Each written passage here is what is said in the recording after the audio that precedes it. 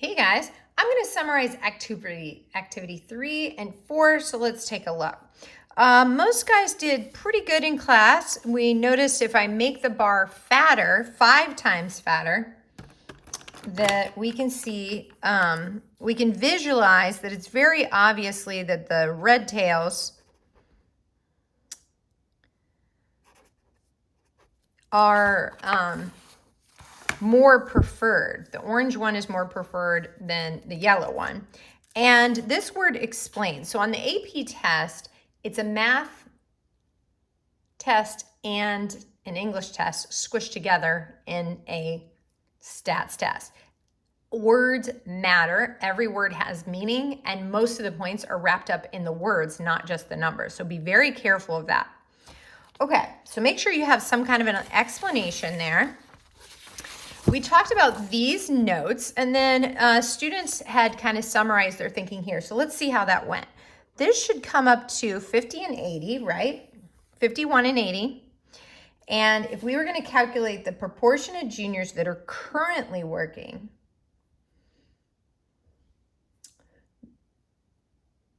not working, but have had a job and never had a job. So I need to calculate the proportion of each one of these. These would be conditional. See, these are conditional. So let's add that.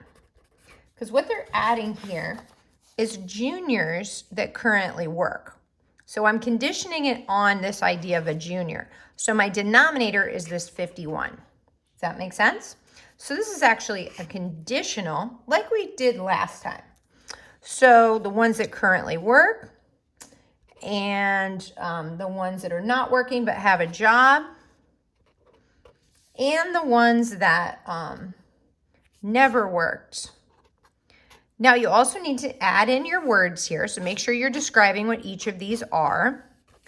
And I'm going to talk to you about how the AP exam grades. So when they ask for the word proportion, they're actually a little bit more lenient than you might think a math teacher would normally be. So when they say proportion, they would take a fraction like this, 14 over 51. That would be correct.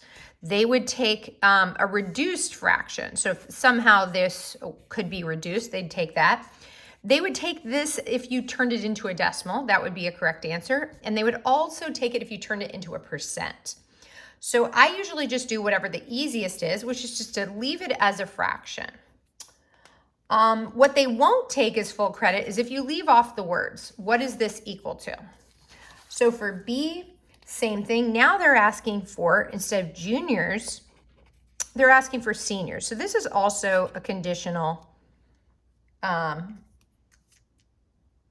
proportion that we're looking for, right? So seniors who currently work. So again, you should know how to do that. So I won't take the time, but I do want to point out, notice this is a conditional because my denominator is not the grand total. So my denominator, if it was a marginal frequency or a joint frequency, the denominator would be 131, my grand total, but that's not how they ask the question.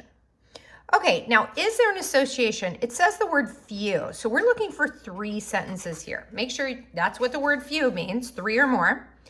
And I think we said in class that if the lines were perfectly across, then there would be no association. So I think it's pretty obvious that because the distribution is different between juniors and seniors, that there is an association. So there is an association here, and the reason is because the distributions are not the same, okay? If they were the same, we would say there is no association. So make sure you use your notes to fill that in. Okay, now let's get everybody on the same page. I'd like to kind of share the data between both classes. So they're very similar in some ways and different in others, and so I'm hoping this will help you kind of wrap your brains around why would a statistician want to describe shapes, outlier, center, and variability. So first and foremost, I can't really see a shape here. It just looks like some dots spread out. But I'm hoping you're noticing that if you look at our box, or histogram, excuse me, I can see shape. So you might have said down here, one possible answer, this is totally an opinion, but you could have said, I like histogram because I can see the shape. It makes it easy to see the shape. Okay? Now, I'm going to show you something. If I turn this sideways, my stem and leaf plot, notice that this is a shape. It's pretty much just like a histogram. Instead of these bar widths are 10. And when we made this histogram, I think these bar widths were about 5 or maybe 7. I think in one class they were 7. Okay, so don't be fooled by this stem and leaf plot. Depending on which class you were in, you can still see shape from a stem and leaf plot. I can turn these into bars, and it's just as good as a histogram. However, it tightens this bar width. So this one has a bar width of 10. Everyone between 10 all the way up to 20, but not including 20. 20 would have jumped into the next category. In essence, these two things are kind of doing the same thing, but here we reduced the bar width to 5. So we could see a little bit more of the variability here in that mid-range between 5 and 15. Maybe you would be thinking, if you said the word stem and leaf plot, very few people would ever say that. But if you did, a stem and leaf plot is nice. I'm just going to say it's nice because I can see, I get a little bit of the shape because I get shape. I get some shape, and I can still see the individual. Student. So notice here, I can't really say like, okay, this one's me or that one's me. You know, I can't see the individual student, especially when this is gone. I can't really see if that's data displayed from 1,000 people or just the 20 people we had. But in a stem and leaf plot, you can very specifically see the raw data, and that can be beneficial. So if you said stem and leaf, that could be a reason why you would prefer it. And then last but not least, dot plot. If you picked that, you could say a lot of reasons. It's easy to make. You can also see the individual. So in one class, I put my data in, there's 20. And so that's nice. I can see that that's me. Okay, it's easy to read. You know, there's a lot of reasons why you'd pick that. So let's take a look at what maybe you would have written for shape, outlier, center. In neither group do I see an outlier except maybe me. In one of the classes, I stuck my number in there. In my other group, there were 3 other students that said 20. So both in both groups, I wouldn't really say any outliers. I could maybe say maybe 20 here.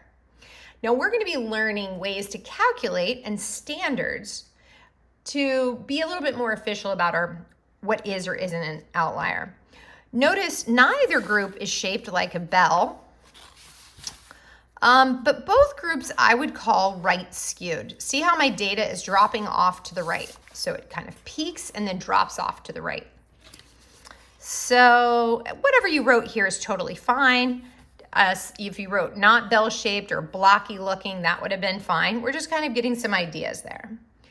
Now, if I look at the center here in one class, it's 12 and 10, right? Definitely in this data, it looks like a typical student fits somewhere in there. If I look at this data, it looks a little bit more like, and I can see that here, I would say between 5 and 10. So maybe I'd put a center of like 7 or 10. So it looks like one group of students has a center that's a little bit lower than the other group of students. Now let's look at variability. So in both groups, the numbers range from 2 to 20. So we could just say that would be a correct statement, or you could actually find the range, max minus min, and say the range is 18. Here, the range is also 18.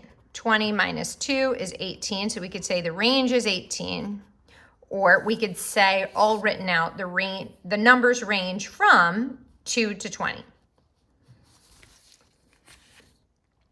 check out the next video for the rest of the assignment.